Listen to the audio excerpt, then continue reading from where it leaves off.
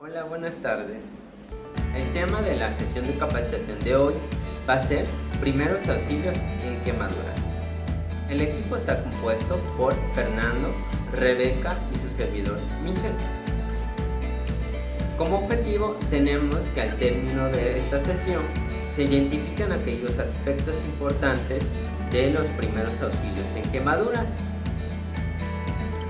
Bueno, y antes de entrar de lleno al tema, vamos a dejarles dos preguntas para que nos respondan en los comentarios. La primera es ¿qué tipo de quemaduras conocen? Y la segunda, ¿cuáles serían estos primeros auxilios que nosotros le aplicamos a aquella persona quemada? Bueno, teniendo esas preguntas, vamos ahora a definir qué es una quemadura. Una quemadura es aquella lesión en la piel o en cualquier otro tejido orgánico que se produce normalmente por calor, radiación, electricidad o también por aquel contacto que se tiene con productos químicos. Los signos y síntomas dependerán de la profundidad de la quemadura. Las quemaduras de primer grado son quemaduras de color rojo. Se blanquean y se marcan con una presión leve y son dolorosas y sensibles. No hay vesículas ni ampollas. Las quemaduras de espesor parcial superficial, estas quemaduras se blanquean con la presión y son dolorosas y sensibles. La aparición de las ampollas o vesículas se tornará después de las primeras 24 horas posterior a la quemadura. Las quemaduras de espesor parcial o profundas pueden ser blancas, rojas o moteadas en color rojo y blanco. No se blanquean con la presión y son menos dolorosas y sensibles que las quemaduras más superficiales. Pueden aparecer vesículas o ampollas. Estas quemaduras en especial suelen ser secas. Las quemaduras de espesor total pueden ser elásticas, negras, chamuscadas, marrones o de color blanco. En este tipo de quemaduras no se desarrollan vesículas ni ampollas. Tampoco se presenta dolor o sensibilidad, además de que no se blanquean con la presión. En cuanto a su clasificación, podemos dividirla en tres: profundidad, localización y extensión. En cuanto a la profundidad, podemos subdividirla en cuatro: superficial o antes llamada de primer grado, espesor parcial superficial o antes llamada segundo grado superficial, de espesor parcial profundo o segundo grado profundo y por último de espesor total tercer grado. En cuanto a su localización, podemos denominarla de acuerdo a las zonas del cuerpo, llamadas zonas especiales o de mayor gravedad, ya sea en cara, cuello, manos, pies, genitales y otras zonas de mayor gravedad. En cuanto a la extensión, se clasificará en superficie corporal quemada. Esto de acuerdo a la regla de los 9 de Wallace, que nos ayudará a identificar el porcentaje de la piel quemada, que a continuación veremos. La regla de los 9 de Wallace nos servirá como diagnóstico para calcular la superficie corporal quemada de la persona. En la imagen observamos que el cuerpo humano se encuentra dividido en secciones, cuya sección también se encuentra marcada por los porcentajes de 9 o cercanos a 9, como por ejemplo la cabeza y cuello, que equivalen a un 9% de esta superficie corporal total. La zona de los genitales equivale a un 1%, la espalda equivale al 9%, los brazos a 4.5% y así conforme veremos la superficie quemada, iremos calculando el total de la superficie corporal quemada. ¿Te ha surgido alguna duda? Nosotros tenemos dos preguntas para ti. La primera, ¿qué es una quemadura? Recuerda que una quemadura es una lesión a la piel u otro tejido orgánico causada principalmente por el calor o la radiación, la radioactividad, la electricidad, la fricción o el contacto con productos químicos. La segunda pregunta es: ¿qué agentes físicos externos te pueden causar una quemadura? Algunos ejemplos pueden ser el sol, el fuego, sustancias químicas o también elementos radioactivos. Igualmente, el contacto directo con la electricidad. Hola, yo soy Fernando y les voy a hablar acerca del tratamiento, que este va a ser dividido entre manejo prehospitalario y manejo hospitalario, que a su vez el manejo prehospitalario se divide en primario y secundario. Ahora, como parte del manejo prehospitalario, el primario se refiere a evaluar 5 cosas principales. La primera es la vía aérea. Hay que procurar que las vías aéreas del paciente estén libres, que no se encuentren obstruidas para que éste tenga lo segundo, una buena ventilación, lo que nos lleva al punto B, ventilación. Procurar y verificar que los campos pulmonares estén funcionales. De ser necesario, podríamos auscultar para saber si estos tienen algún problema, ver si el paciente tiene una adecuada expansión torácica, si está respirando bien, para procurar esta adecuada ventilación. Luego pasamos con el punto C, que se trata de circulación.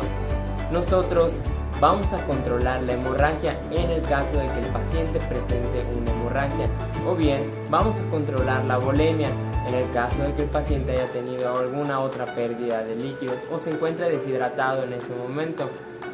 Además, vamos a valorar cómo se encuentra en ese momento la TA y el pulso, evitando que nuestro paciente pudiera caer en algún tipo de choque, en este caso un choque hipovolémico. Ahora, recordemos que seguimos en un manejo prehospitalario. Esto quiere decir que aún nos encontramos en el sitio donde sucedieron los hechos, lo que nos lleva directamente también al punto D, déficit neurológico, y este lo vamos a valorar en el paciente mediante las siglas ABDI, A, B, D, I, que respectivamente significan si el paciente se encuentra alerta, si responde a un estímulo verbal, si responde a un estímulo doloroso o si se encuentra en estado inconsciente. Ahora nos vamos al punto D, que este es el control de la exposición. En este punto ya es necesario quitarle ropa y joyería al paciente. Ojo, la ropa que se encuentre pegada a la piel debido a la situación, al acontecimiento, no hay que retirarla, esa hay que de preferencia cortarla y esperar a que el personal capacitado o en un manejo ya hospitalario se pueda retirar, debido a que si no tenemos lo necesario para poder retirarla, podríamos arrancar piel en el paciente. Esto obviamente le va a causar dolor, le podría causar una hemorragia y podría aumentar la lesión. Además de que hay que procurar que el paciente no caiga en hipotermia, manteniendo una habitación tibia o en su caso taparlo con una sábana seca. Ahora vamos con la parte secundaria del tratamiento prehospitalario, y esta también va a constar de 5 puntos. El primero, que va a tratar de empezar a armar la historia clínica mediante el equipo va trasladándose al hospital junto con el paciente. Vamos a empezar a escribir una historia clínica, valorar los hechos, acontecimientos, antecedentes, ya sea si el paciente se encuentra en un estado neurológico adecuado o que lo acompañe algún familiar que nos pueda ayudar con esto. Asimismo, vamos a hacer un examen físico valorando la lesión. En este caso va a ser mediante las reglas de Wallace o exposición de la quemadura. En este momento también va a iniciar un tratamiento básico. Vamos a empezar a buscar vías intravenosas para poder reponer líquidos. Posteriormente vamos a seguir con la vía aérea. En este caso, pues vamos a procurar, si no está abierta, abrir una vía aérea, y si se encuentra permeable, iniciar una oxigenoterapia para este paciente. Por último, ya empezamos con la terapia de líquidos. Una vez que nosotros ya instalamos nuestras vías venosas periféricas, podemos empezar con una solución base para empezar a reponer los líquidos perdidos en caso de que exista una hemorragia, o bien recordemos que el paciente quemado requiere una reposición de líquidos pronto. Ahora recordemos que una vez ya comenzado este tratamiento inicial y habiendo asegurado una vía intravenosa periférica, podemos nosotros administrar medicamentos que nos ayuden a disminuir el nivel del dolor en el paciente, y en su caso de que el paciente ya esté en paro y que se encuentre un personal debidamente capacitado, podríamos iniciar desde un RCP básico hasta un RCP avanzado. ¿Qué es lo que la OMS nos dice? La OMS nos dice que primeramente para detener el proceso de la quemadura hay que quitarle la ropa al paciente e hidratar las zonas afectadas para detener este proceso de la quemadura. También orientar al paciente a extinguir las llamas haciendo que éste ruede o envolviéndolo con un cobertor, de preferencia mojado, o bien tirándole agua para extinguir las llamas. De igual forma nos menciona el uso de agua limpia y fresca para disminuir la temperatura de la quemadura. Asimismo, en quemaduras causadas por agentes químicos podemos utilizar agua para quitarlo o diluirlo y así prevenir que este químico pueda seguir ocasionando una quemadura más grave.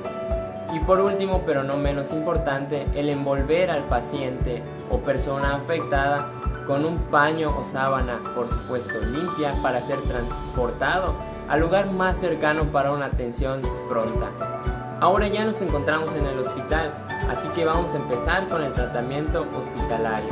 Entonces iniciamos, como con el anterior, con la vía aérea. En los pacientes que pudieran tener una afección en los pulmones se les puede tomar una radiografía de tórax para ver cómo se encuentran los campos pulmonares o si existe algún agente causal que le esté ocasionando problemas. Asimismo, como a estos pacientes les vamos a mantener preferentemente con la cabecera a 30 grados. Procedemos con la reposición de los líquidos.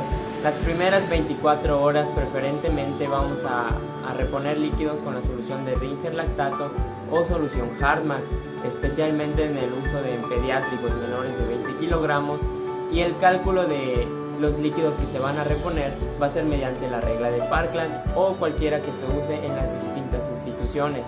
Entre las primeras 8 horas se va a administrar la primera mitad del cálculo y en las siguientes 16 vamos a administrar la segunda mitad. Recordemos que estos pacientes deben tener un manejo cuidadoso del volumen de líquidos, previniendo la sobrecarga de líquidos en esta clase de pacientes, porque una sobrecarga de líquidos puede ocasionar un edema pulmonar. Asimismo, como vamos a estar controlando los líquidos, debemos llevar un control en la diuresis, valorar tanto entradas como salidas, no únicamente las entradas pensando en la pérdida, sino también hay que valorar que esta clase de pacientes deben tener una diuresis adecuada. En el caso de los niños o pacientes pediátricos menores a 30 kilos, su diuresis debe de estar entre 1 a 2 mililitros por kilogramos al día, y en pacientes adultos ya debe de estar entre 0.5 a 1 mililitro por kilogramo al día. Seguimos con una profilaxis gastrointestinal. Anteriormente se solía administrar ranitidina, pero pues demostrando los efectos adversos que este medicamento tiene, ahora se administra omeprazol. Se administra vía intravenosa 1 miligramo por kilogramo al día, ese es el estándar, pero el rango podría estar entre los 0.2 a 3.5 miligramos por kilogramos al día. Esto con el fin de evitar las úlceras por estrés que le pueden causar a estos pacientes en el tracto gastrointestinal.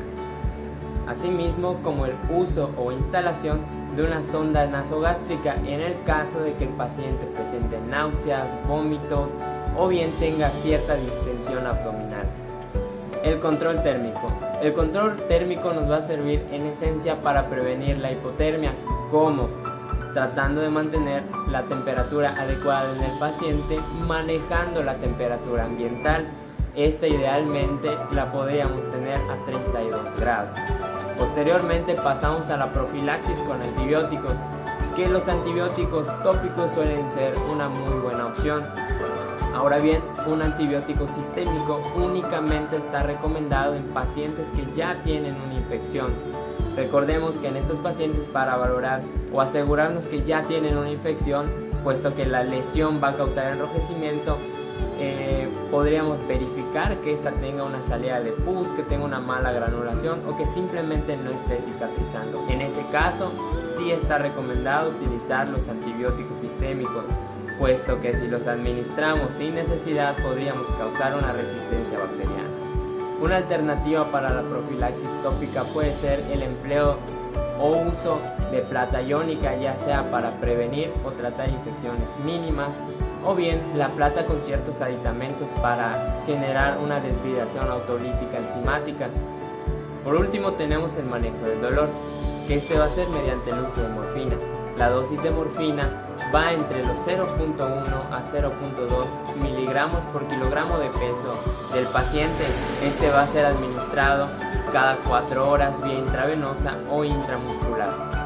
De igual forma vamos a estar teniendo un control hemodinámico, vigilando la estabilidad hemodinámica, y en pacientes con una función cardiovascular inestable vamos a tener la administración de fentanilo, que la dosis recomendada de este medicamento es de 10 a 20 microgramos por kilogramo de peso del paciente.